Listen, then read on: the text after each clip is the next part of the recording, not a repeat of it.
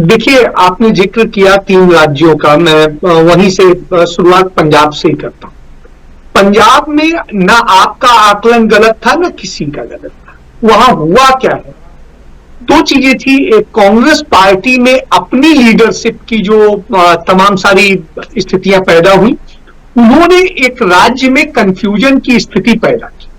इतने कंफ्यूजन के बाद जो सत्ता में थी, वहां की जो रूढ़वादी पार्टियां थी, कट्टरपंथी पार्टियां थी, उन सबको जनता ने नकार दिया और मुख्य विपक्ष के रूप में कांग्रेस को ही मान्यता दी। ये एक बड़ी बात है। जबकि यदि कांग्रेस को वो उखाड़ फेंकना चाहती तो यह भी सीटें नहीं मिलती, ये समझ लीजिए। तो जो यहां की रवायती पार्टियां थी, जिनका जनाधार कांग्रेस से बहुत मजबूत था, वो कमजोर हुआ और वो वोट गया का, वो गया आम आदमी पार्टी। वो वोट किनका था? कट्टरपंथियों का था। दोनों तरह के कट्टरपंथी थे उसमें। और आप ये समझिए, जिस एक जिले को जिला नया बनाया कांग्रेस पार्टी ने, उस जिले से भी जो वो कट्टरपंथियों के वोट थे, वो भी वोट जो है, हालांकि वो लोग बड़े अच्छे रहे देश के आजादी के आंदोलन में, उस कौम का बड़ा योगदान रहा है यहां पर, लेकिन बावजूद इसके वो भी वोट शिफ्ट हो गया। तो ये एक बड़ी वजह थी पंजाब की, और इस कारण से मजबूरी में पंजाब ने एक ऑप्शन चुना। और आज पंजाब में आप जब बात करेंगे लोगों से, तो वो इसका जवाब देते हैं। और इसी पे एक घटना का आज ही का जिक्र कर देता हूं। अमृतसर एक जो है हिंदू नेता की गोलियों से भूनकर आतंकवादी समर्थक कट्टरपंथी हत्या कर दे। वहां मंदिर के मूर्तियों को तोड़ा और बहुत सारी चीजें की गई, और इस तरह की घटनाएं जब से अरविंद केजरीवाल की सरकार आई है, यदि सरकार आने के पहले की स्थितियां आप देख लें, कुमार विश्वास समेत तमाम सारे लोगों ने इसका खुलासा किया था कि किस तरीके से वो सत्ता में आने के लिए खालिस्तानी और उन समर्थकों का साथ लेने से कोई गुरेज नहीं कर रहे हैं। और खालिस्तान समर्थक और कट्टरपंथी लोगों ने अपने फरमान जो जारी किए थे, उसमें आम आदमी पार्टी के लिए जारी किया था। तो ये पंजाब का है। तो पंजाब के जो वोट शिफ्टिंग है, उसे आप बड़े ध्यान से देखेंगे, आपको पूरी बात गणित समझ में आ जाए। छोड़िए अब उसकी बात।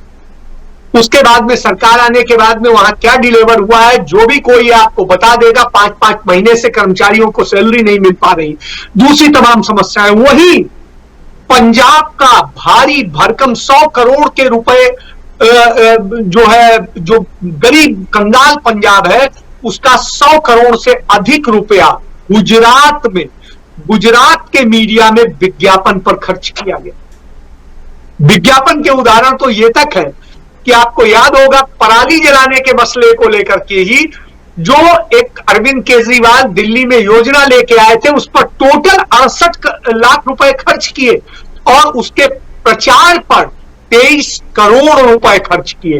ये इनका प्रचार मॉडल है, जो ये पैसा डिफरेंट तरीके से गुजरात में शिफ्ट करा रहे हैं। एक चीज इसी तरीके से उन्होंने हिमाचल में भी पूरे विज्ञापन का दौर चलाया और बड़ी कोशिश करी। लेकिन हिमाचल की जनता, चूंकि हिमाचल छोटा राज्य है, लोग एक दूसरे से कनेक्टेड रहते हैं, चीजों को खुलकर बात करते हैं, और यहां पर उस तरह के कट्टरपंथ को स्वीकार नहीं किया जाता है, चाहे हिंदू कट्टरपंथ हो, मुस्लिम कट्टरपंथ हो, या कोई भी हो। तो यहां पर इसलिए मुद्दे महत्व रखते हैं। तो जब मुद्दों की बात आई, तो आज तक डिलीवर किसने किया अपने वायदों को, इसको लेकर के विषय। और उस स्थिति में आम आदमी पार्टी के तमाम चेहरे यहां एक्सपोज होते चले गए, और उसका नतीजा है बैकफुट पे। कल सोलन में अरविंद केजरीवाल अपना रोड शो कर रहे थे, और रोड शो में स्थिति यह थी कि उन्हें काले झंडे दिखाए जा रहे थे। यह इस बात का उदाहरण है। और हिमाचल में आप एक एक व्यक्ति को आइडेंटिफाई कर सकते हैं। तो ये स्थितियां। तीसरी चीज है, उनके पास में अपनी कोई लीडरशिप नहीं थी। कांग्रेस पार्टी के ही और जो पुराने छोटे छोटे नेता थे बहुत सारे, जिनका जो ब्लॉक स्तर के लोग थे उन्हीं को उन्होंने टिकट दिए हैं, और पूरे हिमाचल में इस स्थिति में तो वो यहां पर सिर्फ वोट कटुआ की हैसियत से काम कर रहे हैं, इसके अलावा कुछ नहीं कर रहे हैं। क्योंकि पिछले चुनाव 35 सीटें ऐसी हैं जो सीटें इन वोट कटुआ और दूसरे दल बदलू और इन सब के कारण से, जो भी कारण आप मान ले, उनमें सीटें 1000 से लेके 5000 के वोट तक के, मतलब 5000 के अंदर वोट के अंदर वो हारी जीती गई थी। तो इसलिए ये एक बड़ी भूमिका में है, और इनके ऊपर पैसा कौन खर्च कर रहा है, क्या कर रहा है यहां, ये आप समझने वाला है। क्योंकि अधिकतर आम आदमी पार्टी के जो यहां पर प्रत्याशी है वो तमाम जगह आपको भाजपा के लोगों के साथ मिल जाएंगे, तो आप उससे उसकी पूरी मोडस ऑपरेंडी को समझ सकते हैं। तो ये बात हो गई हिमाचल की। अब आप आ जाइए, हिमाचल में थोड़े से 2-4 हिस्से हैं जहां पे थोड़ा सा आम आदमी पार्टी का हल्का सा है, लेकिन वो एक सीट भी जीत जाएगी ये संभावना नहीं दिखाई देती है। अब आइए, आप गुजरात की बात आपने की थी। गुजरात में जब से चुनाव का अभियान चला है, सबसे पहले बिगुल जो फूकने का काम किया वो अरविंद केजरीवाल ने किया। क्योंकि गुजरात में काफी समय से एंटी इनकम्बेंसी बहुत बुरी तरह हावी थी, और पिछले 2017 के चुनाव में हमने देखा है, आप 2012 का देख लीजिए, उसके पहले 7 का देखें, और सबसे तुलना करते चले आइए तो आप देखेंगे भारतीय जनता पार्टी का वोट, सीटें, सब कुछ घटती आई हैं, बढ़ी नहीं। तो ऐसी स्थिति में जब उनका घटता रहा हो, तो अब वो इतने कम अंतर पे आ गए थे कि यदि इस बार थोड़ा सा झटका लगेगा तो भारतीय जनता पार्टी गुजरात में साफ हो जाएगी। और लोग 15 साल के कांग्रेस का जो शासन था, माधव सिंह सोलंकी जिसमें मुख्यमंत्री थे, उस शासन को आज भी याद करते हैं कि गुजरात में जो कुछ है उस समय की देन है। उसके बाद तो उसके मॉडल को बेचा गया है, किया कुछ नहीं गया है। तो यह गुजरात का सच है।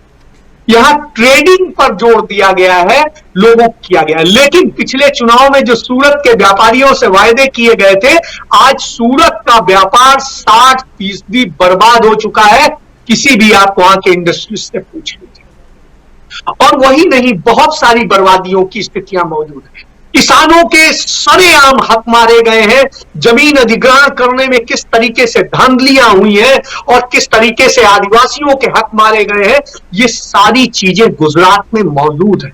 शायद यही वजह थी जब भारतीय जनता पार्टी ने अपनी गौरव यात्रा निकाली तो पूरे गुजरात में कोई जिला बाकी नहीं था जहां भारतीय जनता पार्टी की गौरव यात्रा को विरोध का सामना न करना पड़ा। वही किसी मीडिया ने नहीं दिखाया। एक दूसरी यात्रा निकली, वो निकली कांग्रेस पार्टी की परिवर्तन यात्रा, जो लगातार चल रही है, आज भी चल रही है, और उस यात्रा को जन जन घर घर समर्थन मिलता दिखता है लगातार। आज भी यदि आप देखिए, और आम आदमी पार्टी की हिम्मत नहीं हो रही है अपने सोशल मीडिया प्लेटफॉर्म पे भी कि अपनी उन चीजों को दिखा दे। कुछ सभाओं को वो दिखाते हैं, इसके अलावा नहीं दिखाते, पूरा समग्र नहीं दिखाते। और आम आदमी पार्टी ने कुछ जगह बनाई है, इसमें कहीं दो राय नहीं है।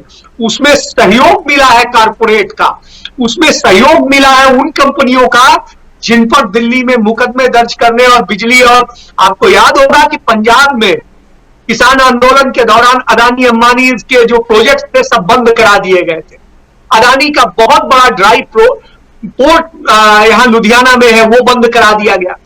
वो सब सुचारू रूप से चल पड़े हैं जब से आम आदमी पार्टी की सरकार आई।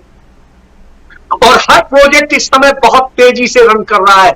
इससे आप ये बात समझ सकते हैं कि उसका फायदा कहां कहां से और क्या मिल रहा है।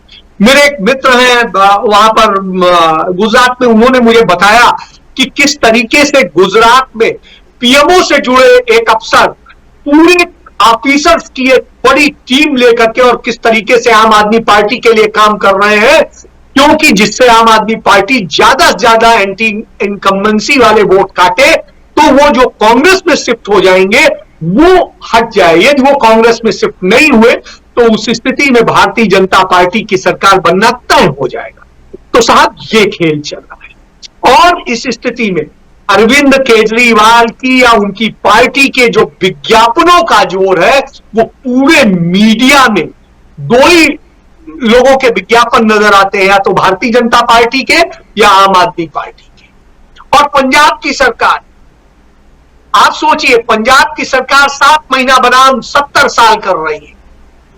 पंजाब कर्ज में लगातार बढ़ता जा रहा है, रोज कर्ज बढ़ रहा है पंजाब का। पंजाब की स्थिति ये कर दी है, अपने मुलाजिमों को मैं पहले ही बता चुका हूं, 5-5 महीने तक वेतन नहीं मिल रहा है, तो ये स्थिति हो गई। इसके बाद में दिल्ली की स्थितियां आप देख रहे हैं, दिल्ली का एजुकेशन मॉडल ध्वस्त कर दिया गया है। आज 24,000 प्रिंसिपल्स के पद खाली पड़े हुए हैं, 24,000 टीचर्स के पद खाली पड़े हुए हैं, 84% स्कूलों में प्रिंसिपल्स नहीं है, दूसरी और बहुत सारी चीजें हैं। अस्पतालों में स्थिति है, डॉक्टर्स नहीं है, तमाम सारे ओवर पैरा मेडिकल स्टाफ के बूते चल रहा है, और जो मोहल्ला क्लिनिक है वो पैरा मेडिकल स्टाफ के बूते चल रहे हैं। हुजूर, और जाइए तमाम जगह मोहल्ला क्लिनिक कितनी दुर्दशा का शिकार है और इंक्रोचमेंट का शिकार है, वो जाके देख लीजिए। जल बोर्ड में बड़े घोटाले हुए हैं, शराब का घोटाला है, ट्रांसपोर्ट का घोटाला है, तो घोटालों की भरमार है दिल्ली में। बावजूद इसके भारतीय जनता पार्टी शगुफा छोड़ती है, कार्रवाई नहीं करती है। उस स्थिति में ये सामने जिसके डॉक्यूमेंट्री सबूत अनिल कुमार ने सबमिट किए, गवर्नर को किए, पुलिस कमिश्नर को किए, विजिलेंस को किए, सीवीसी को किए, सीबीआई को किए, लेकिन जहां सीबीआई को सीधे अख्तियार है, ईडी को सीधे अख्तियार है, सबको अख्तियार है, कोई कार्रवाई नहीं होती। आपको याद होगा ईडी और सब कार्रवाई को लेकर के जब कांग्रेस पार्टी का प्रोटेस्ट चला, तो कांग्रेस पार्टी के हर नेता के खिलाफ एफआईआर दर्ज कर ली गई, लेकिन आम आदमी पार्टी के लोग जब सीबीआई दफ्तर को घेरते हैं और प्रदर्शन करते हैं, तो एक सिंगल एफआईआर दर्ज नहीं होती है। क्यों साहब? तो ये मिला जुला जो खेल है, नूरा कुश्ती है, ये कुश्ती इसीलिए है कि गुजरात में प्रस्तुत किया जाए, नहीं साहब मोदी से लड़ तो सिर्फ केजरीवाल सकता है, और इस आधार पे जो वोट कांग्रेस को जा रहा है वो जाने से रोका जाए। लेकिन गुजरात की जनता धीरे धीरे इस पूरे सच को समझ चुकी है, और यही वजह है कि परिवर्तन यात्रा सबसे बड़ा इफेक्ट छोड़ रही है। कोई बड़ी रैली कांग्रेस नहीं कर रही है, कोई बड़े प्रचार नहीं कर रही है, छोटे छोटे उनके कार्यकर्ताओं की टीम गांव गांव घर घर निजी तौर पे जा रहे हैं। जो राहुल गांधी ने मंत्र दिया कि जनता के बीच जाना है, जनता से जुड़ना है, ये मीडिया आपका सच नहीं बताएगा, आपको खुद मीडिया बनना है, वही काम वहां कांग्रेस कर रही है, और यही काम हिमाचल में कर रही है। हिमाचल में कांग्रेस पार्टी ने एक रोजगार यात्रा निकाली थी, हिमाचल की हर 68 सीट पर वो गई, और ये वीरभद्र जी के बेटे हैं और एक दो और लीडर्स हैं, युवाओं की टीम ने ये निकाला था और बड़ी सफल रही है। उससे संदेश क्लियर हुआ, और प्रियंका गांधी ने वहां पर जाकर के जो 10 गारंटियां दी है, उन गारंटियों के बाद में लोगों में अपील कर रहा है। तो ये हिमाचल है, और राहुल गांधी की जो गारंटी है गुजरात में, वो गारंटी घर घर पर्चे के रूप में, डिजिटल रूप